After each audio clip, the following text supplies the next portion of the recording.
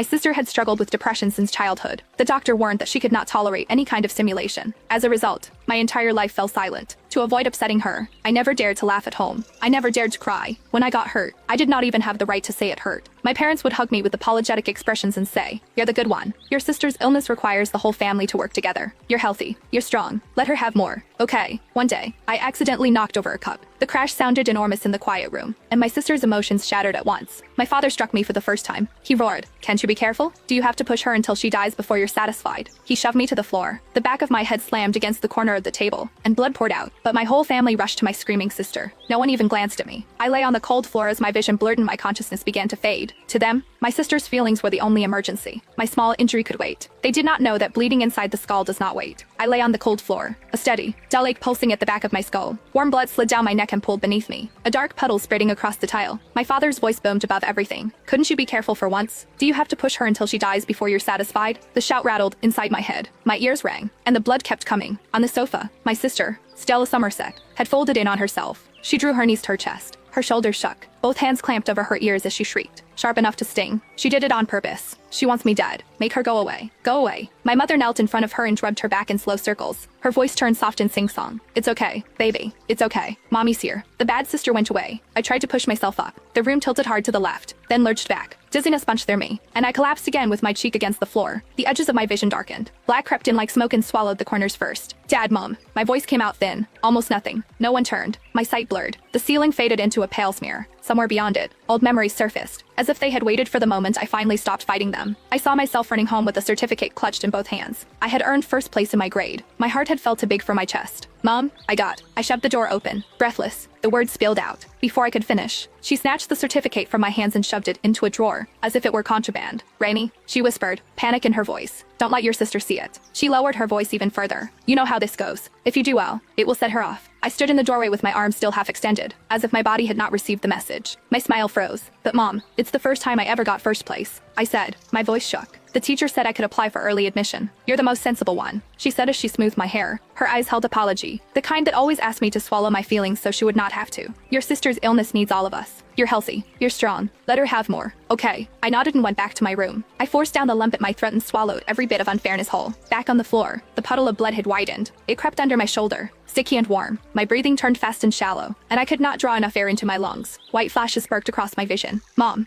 I tried again. This time the word scraped out of me. "It hurts." My mother finally glanced over her shoulder. She frowned as if I had interrupted something important. "Rainy, stop it," she said. "Can't you see your sister is unwell?" "Wait." My sister's screaming spiked even higher. "Make her leave. Make her go away."